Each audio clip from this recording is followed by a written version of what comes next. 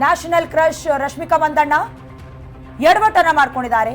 ಕೊಡವ ಸಮುದಾಯದವರು ಇಂಡಸ್ಟ್ರಿಗೆ ಬಂದಿಲ್ವಂತೆ. ಬಾಲಿಶವಾದಂತ ಸ್ಟೇಟ್ಮೆಂಟ್ ಇದು. ಫಿಲ್ಮ್ ಇಂಡಸ್ಟ್ರಿಗೆ ಯಾರೂ ಬಂದಿಲ್ಲ ಅಂತ ಹೇಳ್ಕೊಂಡಿದ್ದಾರೆ ರಶ್ಮಿಕಾ. ಫಿಲ್ಮ್ ಇಂಡಸ್ಟ್ರಿಗೆ ಬಂದ ಮೊದಲನೆಯವಳು ನಾನೇ ಈಗಂತ ಬೆಂತಟ್ಕೊಂಡು ಎಡವಟ್ಟನ್ನ ಮಾಡ್ಕೊಂಡಿದ್ದಾರೆ ಕ್ವೀನ್.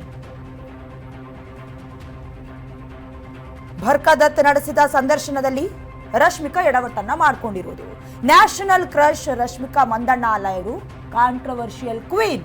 ಯಾಕೆ ಪದೇ ಪದೇ ಪದೇ ಪದೇ ಕನ್ನಡದ ಬಗ್ಗೆ, ಕನ್ನಡದ ಚಲನಚಿತ್ರಗಳ ಬಗ್ಗೆ, ಭಾಷೆಯ ಬಗ್ಗೆ, ನಟಿಯರ ಬಗ್ಗೆ ನಾಲಿಗೆಯನ್ನ ಹರಿಬಿಡ್ಕೊಂಡು ಬರ್ತಾನೆ ಇದ್ದಾರೆ. ಈ ಹಿಂದೆ ಕೂಡ ನಾನು ಕನ್ನಡದವಳಲ್ಲ, ಹೈದರಾಬಾದ್ನವಳು ಅಂತ ಹೇಳಿದ್ರು.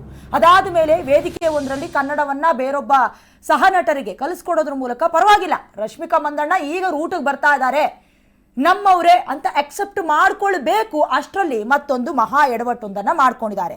ಕೊಡವ ಸಮುದಾಯದವರು ಇಂಡಸ್ಟ್ರಿಗೆ ಬಂದಿಲ್ವಂತೆ ಇವ್ರ ಪ್ರಕಾರ.